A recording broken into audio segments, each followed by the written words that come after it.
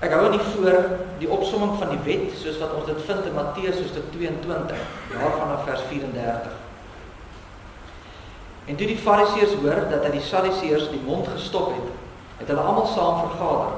En een van hulle, 'n wetgeleerde, het 'n vraag gestel om hom te versoek en gesê: Meester, wat is die groot gebod in die wet? En Jesus antwoord hom: Jy moet die Here jou God lief hê met jou hele hart, en met jou hele siel, en met jou hele verstand. Dit is die eerste en groot gebod. En die tweede wat hiermee gelyk staan: Jy moet jou naaste lief hê soos jouself. Aan hierdie twee gebooie hang die hele wet en die profete. Geliefdes, as u Bybels hier het, kan u saam met my blaai na Romeine hoofstuk 10. Romeine hoofstuk 10. Daarvan gaan ons saam lees net die eerste 4 verse.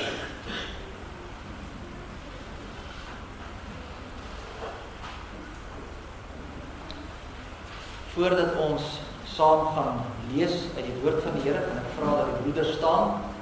Baie mense sê, maar hoekom doen ons dit? Dit is 'n tradisie wat nou oor die eeue kom in die kerk. En dit gaan daaroor dat jy as hoof van die huis ook moet opstaan en die verantwoordelikheid neem en sê, maar ek is die hoof, ek vat verantwoordelikheid. Maar nie net ek alleen nie, maar ook my vrou en my kinders saam. Maar dis 'n manier as respek te toon vir die Here. Staan op, as hoof van die huis staan ek voor die Here. Ek hoor wat u sê, bid tot u, ek smeek by u ook vir my en my geliefdes. Daarom, die broeders staan saam en dan bid ons saam tot die Here voordat ons luister na sy woord. Almagtige God en Hemelvader, Here, by u wat van ewigheid tot ewigheid is. U wat gespreek het, dit wat ons hier sien, dit wie ons is, wat ons is, ja alles, het u gemaak deur net te sê, laat dit wees. Here, dit is u die Almagtige, wat in die groot liefde ons, wat ons rug op u keer op keer, is u wat ons kom haal. Dis u wat die hand van genade uitsteek na ons. Dis u wat deur die Gees in ons werk, ons harte verander, en ons terugtrek na die waarheid, na u toe. Na die enigste saligmaker en verlosser wat daar is, Jesus Christus. Here, en daarom dank ons u as ons vanmôre hier by mekaar is, want ons besef, dis nie uit onsself nie. Dis nie uit ons eie dade nie, dis nie uit ons eie regverdigheid dat ons hier is nie. Maar dis omdat u met ons 'n pad stap. Omdat u saam met ons is. En u lei ons, en u behoed en bewaar ons. En daarom as ons so by mekaar is, as gemeente, as gelowiges, dan kan ons nie anders as om u te loof en te prys, en te sing, en die lof te besing, en tot u bid, en u verheerlik. Here, wanneer ons dan so by mekaar is dit ook ons gebed, dat u ook ons gebede sal hoor, ons lofliedere, maar Here, ons het ook gekom om die woord te hoor. En ons wil vanmôre ook vra dat u deur die werking van die Gees vir ons rustigheid in ons gemoed gee, helderheid van verstand, sodat ons ook sal hoor wat u vanmôre vir elkeen van ons wil sê. Ons bid vir ons gemeente, die werksaamhede van ons gemeente. Ons bid vir die gemeentes in ons omgewing, Bloedspruit. Here, hier waar ons as gelowiges 'n roeping het om ook saam te werk in die koninkryk en die naam te verheerlik. Ons bid vir 'n organisasie soos die Gideons vanmôre wat juis besig is met die woordverkondiging. Ons bid en vra dat u op hulle hande werk ook die seën sal rus. Dat daar sal vrug wees op hulle hande werk. Ons bid vir ons land. Ons bid vir die wêreld, omstandighede. Ons dink aan die oorlog daarbo, die noorde. Ons bid en vra dat u ook daar vrede sal bring, sodat daar ook vrede sal wees in die wêreld. Maar ons weet ook dat alles het 'n doel en die het 'n raadsplan wat besig is om te ontvou. En daarom hoef ons ook nie bang te wees nie en ons hoef nie bekommerd rond te kyk nie, want u is ons God en u hou ons vas en u dra ons. En daarvoor dank ons. Here, wanneer ons dan nou stil word rondom die woord, vra ons dat u tot elkeen van ons sal spreek. U deur die Gees ons hart sal verlig, ons verstand. Dat ons sal sê, u saam spreek, Here, u diensknegt en u diensmaagd luister. Dit bid ons in Jesus naam. Amen. Geliefdes, ek lees vir ons saam uit Romeine hoofstuk 10, daarvan die eerste 4 verse. Broeders, die verlange van my hart en die gebed wat ek tot God vir Israel doen, is tot hulle redding. Want ek getuig van hulle, dat hulle ywer vir God het, maar sonder kennis. Want omdat hulle die geregtigheid van God nie ken nie, en hulle eie geregtigheid probeer oprig, het hulle hul aan die geregtigheid van God nie onderwerp nie. Want Christus is die einde van die wet tot geregtigheid vir elkeen wat glo. Net tot sover uit die woord van die Here. Salig is ons as ons die woord van die Here hoor en dit ook in ons harte bewaar. Nou geliefdes, as jy nou dit is waarskynlik die eerste keer gehoor, dit is nogal moeilik op die oor as jy die eerste keer die stukkie hoor. Wat beteken dit? Wat staan dan? Nou ek gaan vir u probeer so vinnig net 'n oorsig gee en dan sal ons 'n bietjie in diepte daarna kyk. As jy nou kyk na hierdie eerste 4 versies, dan sien u Paulus maak 'n stelling en dan verduidelik hy wat hy daarmee bedoel. Ek gaan nou weer vir hierdie stukkie lees, dan gaan ek dit nou so 'n bietjie stil staan vir u inkleer en maak dit vir u so 'n bietjie makliker. Hy begin dan vers 1, hy sê: Broeders, die verlange van my hart en die gebed wat ek tot God vir Israel doen, is tot hulle redding. Dis die stelling. Hy sê, ek wil hê Israel moet gered word. Hy het hierdie soeke, hy het hierdie verlange, hy wil graag hê Israel moet ook tot bekering. Hoekom? Vers 2. Want ek getuig van hulle dat hulle ywer vir God het, maar sonder kennis. Nou, dis nou, hy praat nou van die Jode. Al die wette en al die reëls en regulasies. En hy sê, dit is baie ywerig, hulle hou al die goeders. Maar hulle verstaan nie lekker waaroor dit gaan nie, want hulle mis Christus. Hulle sien nie raak dat hy die Messias is, so hulle hou nou al die wette en hulle probeer uit hulle self red. Baie ywerig. Maar as jy kennis, hulle sit die pot mis. Dan vers 3. Want omdat hulle die geregtigheid van God nie ken en hulle eie geregtigheid probeer oprig, het hulle hul aan die geregtigheid van God nie onderwerp. So, omdat hulle nie reg verstaan het nie, het hulle nou gegaan en hulle eie wette geskep, al die reëls gemaak, al die maatstawwe in plek gestel en sê, as ons dit doen, dan sal ons nou gered wees. Hulle eie geregtigheid, dit wil self met ander woorde aanvaarbaar wees vir God. Dis wat hulle probeer het. En dan sê hy vers 4, want Christus is die einde van die wet tot geregtigheid vir elkeen wat glo. En dan wys hy, maar julle mis dit. Dit help nie al hierdie uiterlike dinge, maar jy het nie Christus nie. So dis die voelvlug van die teks hier, as ons dit so kan noem. En nou kom ons kyk, wat leer ons hier? Paulus begin, en hy sê daar in vers 1, hy het hierdie vurige behoefte, hy het 'n begeerte, dat Israel gered moet word. En hy bid daarvoor, en hy werk daarvoor, en hy smeek God daarvoor. Hy wil tog hê dat hierdie mense ook gered moet word. En dis wat die evangelie aan jou doen. Dis wat gebeur wanneer jy tot geloof kom. Dan het jy 'n behoefte om ook ander te vertel. Jy wil ook hê ander moet dit weet. Jy wil ook hê ander moet so voel soos jy voel. Jy wil ook hê hulle moet sien wat jy sien. Kom ek gebruik 'n eenvoudige voorbeeld. Dink byvoorbeeld aan 'n sonsondergang. As jy net daar by die huis sit en die son gaan onder, en daar is die pragtigste kleure.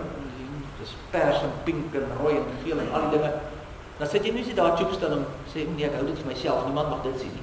Wat doen jy? Jy skree. Mama, papa, kom, kyk gou.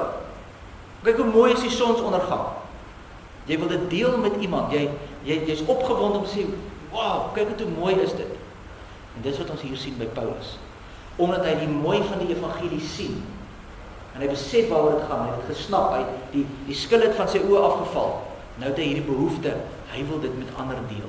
En dis wat ons hier in vers 1 sien. 'n Ander ding wat ons nie moet mis hier in vers 1 nie, is dat hy hier sê, hy bid vir Israel. Hy bid vir sy eie mense. Hy bid in besonder dat sy mense gered sal word. En dis nie vreemd nie. Ons almal het ons 'n liefde vir ons eie, het ons nie? Dis mos die liefste vir jou gesin, dis die liefste vir jou familie, dis die liefste vir die mense wat naaste aan jou is. Dis hoekom hulle ook graag dit wil laat sien. Kom ek maak dit eenvoudig. As jou kinders, kom ons sê die kinders speel in 'n erediens hier in die gras. Jou kinders of jou kleinkinders speel daar saam. Dan kyk jy buite en sê, ag, dis nou maar oulike klomp kinders, lief vir hulle, wonderlik. hoe hardloop hulle en speel hulle en is baie lief hulle. Maar vir wie sin is jy die liefste? Vir jou eie. Is niks fout daarmee nie. Die wêreld wil tog vir jou vandag sê, jy moet net nie jou eie lief hê nie. Jy moet tog net nie sê, jy's liewer vir die, hoekom nie? Jy's dan verbonde aan hierdie groep mense. Dis hoe God jou gemaak het. Daar's niks fout nie, en Paulus doen dieselfde. Hy het 'n verbondenheid aan sy volk. Hy's lief vir sy volk. Hy's lief vir sy mense. Hulle praat sy taal, hulle doen die dinge soos hy doen. En daarom bid hy tot die Here en sê, Here, sal jy asseblief hierdie mense se harte verander. Dat hulle tot bekering kom. Maar die vraag wat nou gevra word uiteindelik is, wat kom dan nou eerste? Is dit nou jou volk of is dit Christendom? En die antwoord is natuurlik altyd Christus. Jou Christendom is bo jou volk. En daarom bly Paulus nie net by sy eie mense nie. Maar hy beweeg ook verder uit. En hy bly verkondig. Want dit gaan oor die wat verlore is. Die wat die woord moet hoor. Die wat moet opgewonde raak saam met hom oor daai mooi sonskimmer, oor daai verlossing in Christus. Dis waaroor dit gaan. Die evangelie leer vir ons, liefde begin naby, maar dit gaan verder. En ons sien dit so duidelik in die skrif, as die Here dan ook sê, gaan dan heen, maak disippels van al die nasies. Leer hulle, doop hulle, maak hulle volgelinge van Christus. Leer hulle die waarheid. En jy word baie keer in situasies gesit, jy's daarvoor.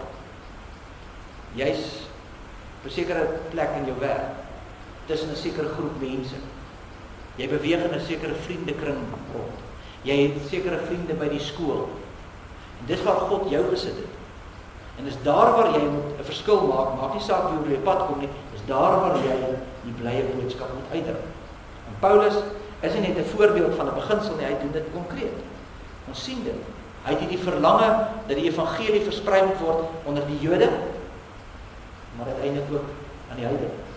En uiteindelik word hy die apostel vir die heidene.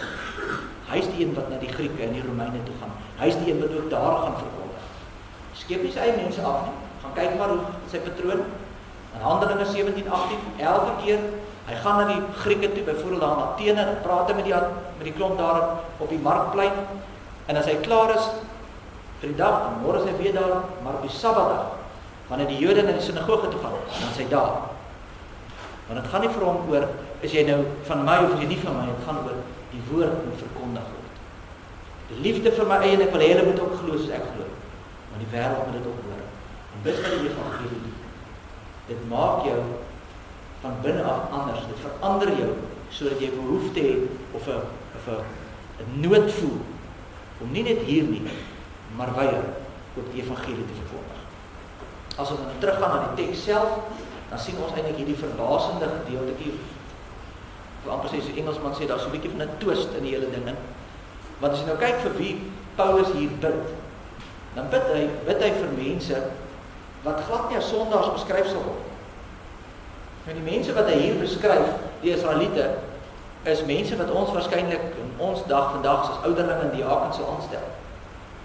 Dis mense wat dalk baie beter of baie meer getrou die woord uitleef as ander mense. Definitief nie sondaars in mense se oë waarna hy verwys nie. Dis baie pligsgetroue mense. En tog bid hy vir hulle. Vers 2. Want ek getuig van hulle dat hulle ywer vir God het, maar sonder kennis. Toegewyde Jode, baie wette, baie reëls, baie ordente. Elke dingetjie moet so nagekom word. Dan sê hy, Here, help hulle, red hulle. Want hulle is so ywerig. Hulle lees die Bybel elke dag. Hulle ken die skrifte. Hulle mis nie 'n erediens. Hulle bid lang, indrukwekkende gebede, soms met trane. Red hulle asseblief. En as ons dit hoor, nou, dit is dit. Hoekom het jy ooit vir sulke mense gebid? Sê, Here, asseblief verander hulle harte. Jy ooit vir mense gesien bid en kerk toe kom en besig is met die dinge van die Here en dan sê jy, joh, regtig vir hulle bid dat hulle tot bekering kom. Dit maak nie vir ons sin nie. Maar dis presies wat hy sê. Ek getuig van hulle dat hulle ywer vir God het. Is ywerig, hulle werk, maar sonder kennis. En wat is die probleem? Hulle het nie die een geken waarna die skrif wys nie. Hulle het die Messias gemis. En daarom is hulle op die punt. En Paulus is jy so vurig daaroor, want hy was self daar. As jy wil, is jy welkom saam met te blaai na Handelinge hoofstuk 22, en wys ek net gou vir wat sê Paulus hier van homself. Handelinge 22 vers 3 tot 5, is Paulus nou in die woord, en sê hy, ek is 'n Jood, gebore in Tarsus, in Sicilië, maar opgevoed in hierdie stad. Nou hierdie stad is nou, hy praat van Jerusalem, hy staan in Jerusalem op die stadium. In hierdie stad, aan die voete van Gamaliel. Nou Gamaliel was die groot kokkedoor van die Jode, as jy by Gamaliel klas gehad. Kijk, dan as jy nou, as jy nou daar, hy is nou die gesiene, hy is nou van die gesiene mense. Hy by Gamaliel, streng ooreenkomstig die voorvaderlike wet, 'n ywerraar vir God, soos julle almal vandag is. Hy praat nou met hierdie klomp Jode en sê, julle wat so ywer vir die Here, julle wat so hard werk in julle Joodse geloof, ek was net daar gewees. En dan sê hy, hierdie weg, en dan verwys hy na Christus, hierdie weg wat Christus gebring het ek vervolg tot die dood toe, dis so ywerig hy was. En manne en ook vroue geboeid in die gevangenis oorgegee, soos ook die hoofpriester en die hele raad van die ouderlinge my getuies is. Van hulle het ek ook briewe ontvang, na die broers in Damaskus te gaan, om ook die wat daar was geboeid na Jerusalem te bring, sodat hulle gestraf kon word. Dis hoe ernstig hy was. Hy het onder die vaandel van die Joodse geloof, die ywer vir God, het hy mense gaan vang en hulle self doodgemaak. Hulle is pakslaag gegee. Hulle het al hierdie Christen sekte wat hulle geglo het hulle uitgeroei met baie ywer. Ywerig vir God. Maar dan sê hy, maar ek moes tot bekering kom. Ek moes tot bekering kom, sê. Jy sien, die evangelie van Jesus Christus verander jou fokus. As jy die evangelie nie verstaan nie, dan help jou ywer jou niks nie. Jy kan baie ywerig wees, maar ywerig met die verkeerde goed. Jy is besig met die verkeerde ding. Maar wanneer jy die evangelie begin verstaan, wanneer daar kennis kom, dan kom ek vinnig agter, weet jy, maar ek kan nie myself red. Ek kan nie werke doen, sodat ek God sal tevrede stel. Dit gaan nie werk. Blaai gewoon net saam met die wat wil, Matteus 7, baie bekende gedeelte. Dink nou wat Paulus sê. Paulus sê, dit help nie, jy het baie ywer, maar jy het nie kennis nie, want dan doen jy goed, maar dit is nie die regte goed nie. Dit help jou niks.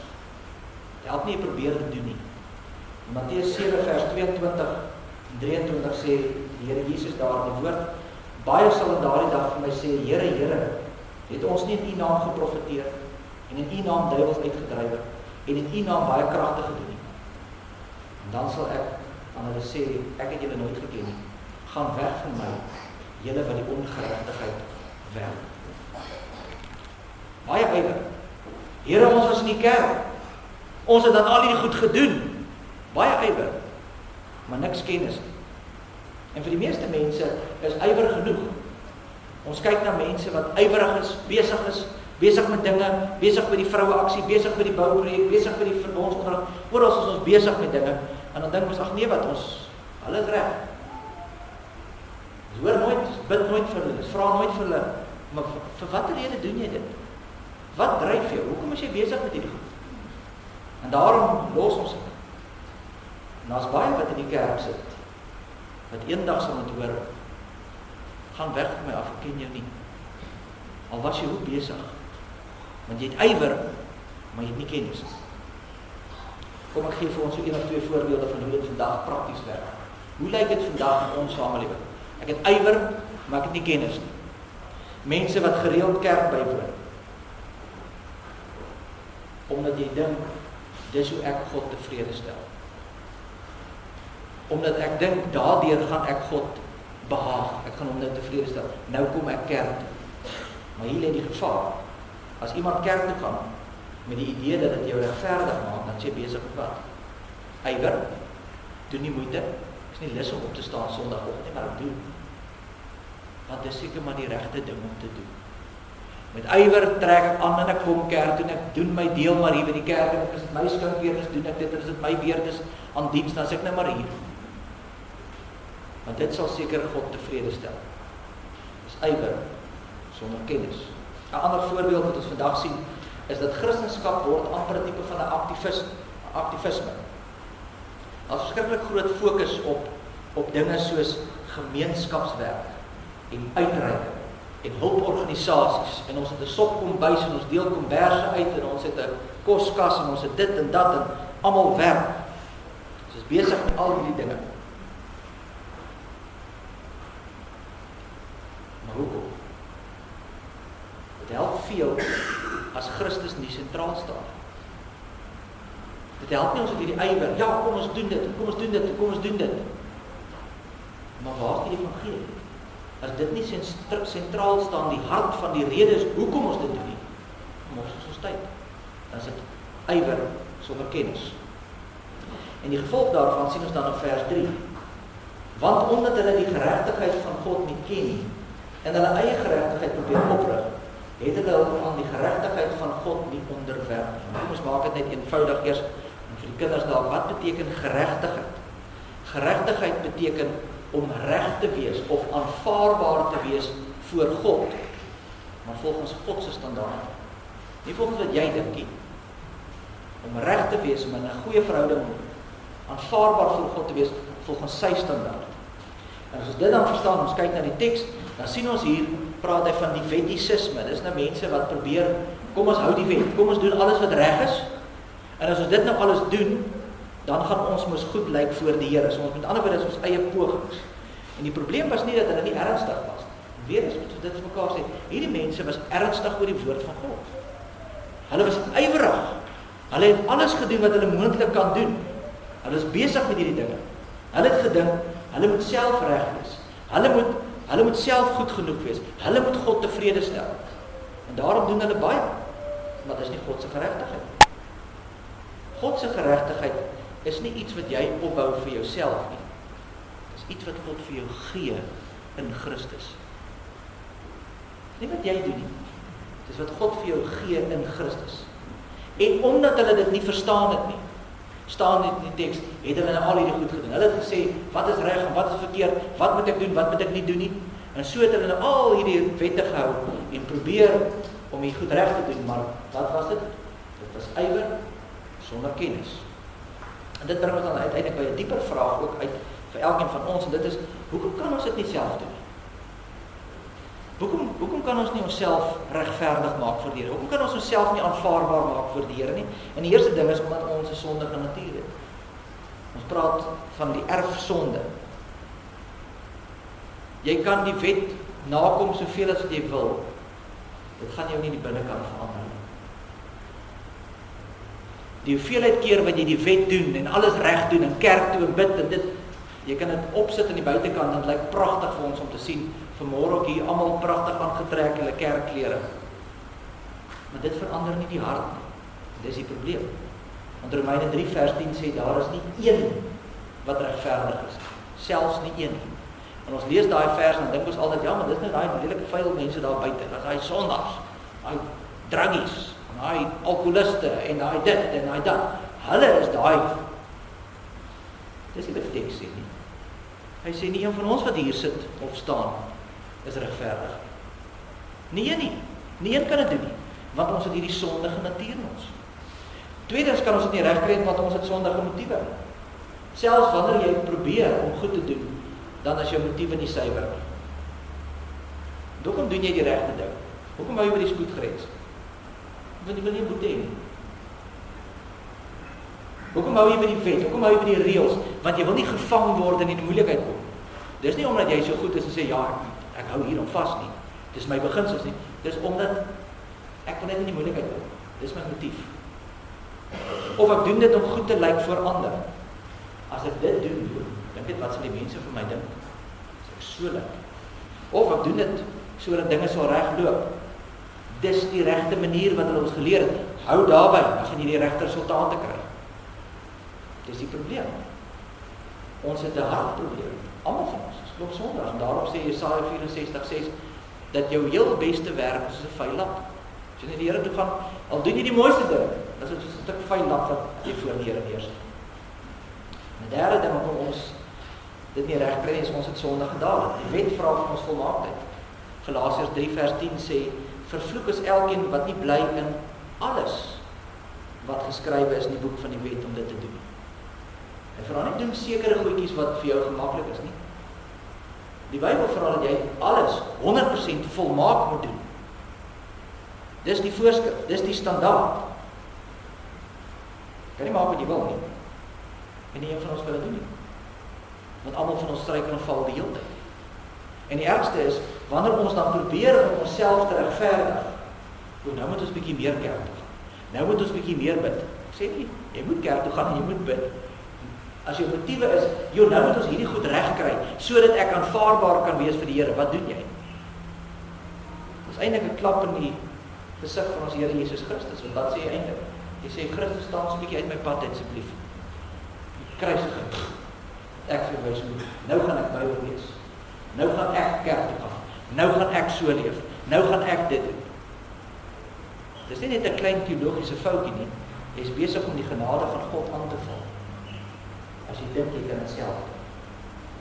Dan die 4de vers gee dan die antwoord. Hy sê, want Christus is die einde van die wet tot geregtigheid vir elkeen wat glo.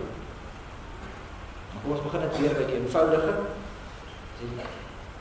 Regverdig maak beteken om in 'n regte verhouding met God te wees, om aanvaarbaar te wees.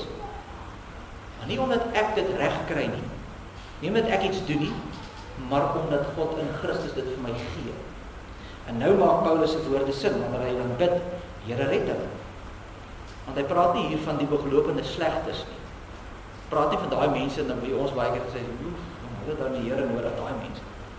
Hy praat hier van die beste mense. Die wat die regverdigste lyk. En hoekom is hy so ernstig daaroor? Want hy was self een van hulle. Hy was self daar. Hy was die voorbeeldige, gedissiplineerde godsman wat ander, hy die kerk probeer suiwer. Dit was sy missie gewees. Dis wat hy gedink het. Hoekom het hy dit doen? Want hy probeer om God se aanvaarding te wen deur sy eie pogings. En dan mis hy die punt heeltemal. Hy probeer deur sy eie werk, terwyl die wet se bedoeling was nooit dat jy dit moet hou sodat jy gered kan word nie. Die doel van die wet was nog altyd om vir jou te wys jy kan nie. Vir die Israeliete te wys, julle is nie goed genoeg nie. Jy kan nie deur jou eie werke daar uitkom nie. Die wet se doel is om juist te wys na die een wat jou kan red. Die enigste een wat regverdig is, Jesus Christus. Dis die hele doel daarvan. Maar die godsdienstige mense sukkel daar. Eintlik soms, en 'n bietjie ironies, dat die goeie mense, ons noem dit so, ons sien onsself as goeie mense, ons is die kerkmense. Die goeie mense sukkel om hierdie waarheid te verstaan. Terwyl die slegte mense dit makliker kan raak sien. Hulle kan makliker erken, ek is verkeerd. Dis baie keer die goeie mense, die kerkmense wat dink, ek was Sondag in die kerk. Ek doen alles reg. Ek is in God se goeie boekies. En wat gebeur? Jy begin vertrou op jou gedrag. Jy begin vertrou op jou kennis en op jou diens, maar nie op Christus nie. En daarom moet hulle ook gered word. Want Paulus dan sê, Christus is die einde van die wet tot geregtigheid, dan beteken dat Christus het die wet volkome vervul, en hy alleen is regverdig. En die wet wys jou na hom toe, so jy sal sê, dis net hy wat jou kan red. Dis net hy, niks aan iemand anders. Dis wat die teks ons leer. Nou wat beteken dit vir my? Wat vat ons nou hier uit huis toe?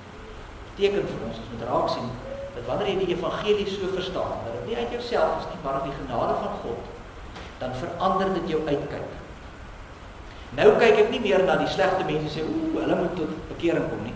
Nou kyk ek na alle mense en sê, ons moet tot bekering kom. Ons almal het Christus nodig, want hy is ons enigste hulp. Kom ek maak dit maklik weer met 'n bietjie beeld, 'n bietjie nader aan ons is. Die van die wat kinders het, nie noodwendig, jy ken hom waarskynlik familielede wat kinders het, sal weet, daar is altyd in 'n gesin daai een kind waarvoor jy so 'n bietjie meer bid. Gewoonlik die middelpunt, dit is gewoonlik lekker. Nee, nie regtig nie, maar as ons maar gespotter oor die middelpunt. Maar as gewoonlik die een kind waaroor jy so 'n bietjie meer bekommerd is. Dis nie die kind waaroor ek bekommerd is nie. Daai een wat vir jou moeilikheid gee. Weet jy wat 'n kind oor my? Die kind wat geen probleme gee. Die kind wat die voorbeeld is, wat altyd uiterlik gehoorsaam is. Daai kind van wie jy dink, joh, maar modelkind, né? Nou, maar net nooit moeilikheid met hulle. Hoekom sê ek so? Want daai moeilike kind, daai wat jou hare laat nie trek, en jou grys hare gee, en dit vir jou moeilik is, daai ene, vir hulle is jy gereeld voor die Here. En jy smeek die Here, Here asseblief, en jy is broos, jy kan maar nie. Here, wat moet ek nou maak? Ek weet nie meer nie. Red hom, help hom, doen iets, asseblief, Here. En intussen is daar nog 'n kind in jou huis, wat op pad is na die hel toe, vir wie jy nooit bid nie, en nooit voor die Here smeek nie, want uiterlik gee hulle nie probleme nie. Dis die kind waaroor ek opgeroep is. En dis nog iets waaroor ek bekommerd is. En dit is iets waarom ek self ook al skuldig was, en ek glo van julle ook, baie sleg. As jy meer as een kind het, dan vergelyk mens maklik. En dan raak jy iets kwyt, soos, maar kyk net na jou boetie of sussie. Hulle sal nooit so optree. Wat fout met jou? Waar kom jy vandaan? Waar kom jy in die ding? Hulle sal dit nooit doen. Wat doen jy as jy dit sê? Jy maak die ander kind die maatstaf. Die voorbeeldige kind in die huis is nie Christus nie. Maar die voorbeeldige kind in die huis word nou Christus gemaak. Hy of sy is nou die maatstaf waar volgens die res nou moet leef. En daar was nog net een kind in die wêreldgeskiedenis na wie ons kinders behoort te wys, en dis die kind wat groot geword het in die kruis gesterf. Dis Jesus Christus. Hy is die maatstaf, hy is die voorbeeld. Nie jou uiterlik gehoorsame kind wat nie die probleme in die huis veroorsaak nie. Want luister mooi wat sê die teks. Wat bid Paulus? Hy bid hier oor die Jode, en dan sê hy, hulle is die mees gehoorsaamste mense wat daar is. Here, red hulle asseblief. Daar's nie mense soos hulle nie. Hulle is die regverdigste, hulle doen alles reg. Red hulle asseblief. Hulle is nie soos die heidene nie, hulle is nie losbandig nie. Here, help asseblief en red hulle. Sien geliefdes, dis wat die evangelie doen. Dit wys jou, maak jou oë oop tot besef dat almal het redding nodig. Nie net die slegtes nie, die goeies ook. Ons het almal Jesus Christus nodig. Ek wonder of daar dalk nie môre hier in die kerk iemand sit wat so kan beskryf word nie. Iemand wat uiterlik lyk of dit alles goed gaan. Jy lyk beter as ander mense, is meer getrou, heiliger, jy doen jou plig, jy leef ordentlik, en diep binne in jou dink jy by jouself, dit is seker tog genoeg, is dit nie? Ek is seker daarom op die regte spoor, ek doen daarom genoeg, doen ek nie. Jy sê vir jouself, ek is nie 'n rower nie, ek is nie 'n moordenaar nie, ek is nie 'n egbreker nie. Ek is 'n goeie mens. Ek is 'n goeie pa, ek is 'n goeie ma, ek is 'n goeie eggenoot. Maar hoor mooi, want dis hier waar die gevaar lê. Jy kan uiterlik alles reg doen. Tog kan God eendag vir jou sê, gaan weg van my, ek ken jou nie. Ek het jou nog nooit geken nie. Want as jy op jouself bou, hoe netjies dit ook al mag wees, en hoe mooi dit mag lyk vir die wêreld, dis ywer sonder kennis. En as jy eerlik is met jouself, weet jy dit diep binne in jou ook. Jy weet dit. Jy weet daar's iets wat kom. Jy weet jy ken hom nie werklik nie. Jy verstaan nie God se geregtigheid nie, en daarom is jy besig om hierdie goed te doen, sodat jy beter kan lyk tussen mense, sodat ek kan goed lyk, sodat ek aanvaarbaar kan wees. En die probleem is dalk goed vir mense. Mense sien jou en dink, ek is 'n pragtige kerkmens. Kyk hoe leef jy. Jy stel dalk mense tevrede, mense, dan God tevrede. Want God vra nie van jou beter poging nie. Hy vra van jou volmaaktheid. Dis wat hy van jou vra. Hy vra van jou volmaaktheid. En jy kan dit nie doen nie. En daarom het hy sy seun gestuur en gesê, maar hier is die uitweg. Kom na Jesus Christus toe. Daar is jou verlossing. En daarom as jy nog op jouself bou, kom tot bekering. Draai weg van jou eie geregtigheid. Hou op om jouself te vertrou en vlug na Christus. Dis nie net jou voordeel nie. As jou enigste troos in die lewe en die sterf. En as jy sit en sê, Here, ek ken U. Ek is U kind, ek weet hierdie goed is waar, en ek is dankbaar dat U my oë oopgemaak het. dan kan jy ook nie hier sit en net stil bly, dan moet ons verkondig. Dan moet ons die woord versprei, soos die Gideon vanmôre ons gaan sê. Dan moet ons met mense praat, dan moet ons die evangelie oor die wêreld laat gaan. Want daar is net een naam waardeur ons gered is. En dis die naam van ons Here Jesus Christus. Amen. Kom ons bid saam.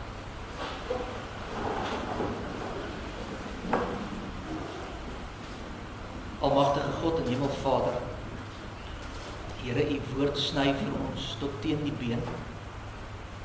Want as ons onsself eerlik in die woord spieël, dan besef ons hoe ver ons tekort skiet. Want almal van ons doen dit op 'n stadium. Ons dink deur ons goeie werke beïndruk ons nie. En ons leef met hierdie valse sekerheid van ek doen dit en dat en sis en so. Dankie dat U ons nie in daai sonde los nie. Dankie dat U ons vanmôre kom aanspreek. Dat ons weer na ons eie lewens sal gaan kyk. Here, en dankie vir die genade. Dankie dat daar iemand is wat gekom het om die wet volmaak te vervul. Dat U Seun gestuur het om dit te doen, sodat ons die genade kan ontvang. Here, mag ons daarop vashou met alles wat ons het. En mag ons in dankbaarheid hierop reageer. En mag ons daar buite gaan lewe, nie omdat ons iets daardeur verdien, nie omdat ons iets daardeur vir die mense wil sê oor onsself nie, maar dood eenvoudig omdat ons uit dankbaarheid leef vir die genade wat U vir ons gee. En mag daai dankbaarheid deurspoel na almal wat oor ons pad kom, sodat hulle ook sal sien en sal glo en aan U alleen sal vashou. Sterk ons in hierdie dag. Ons bid dit in Jesus naam. Amen.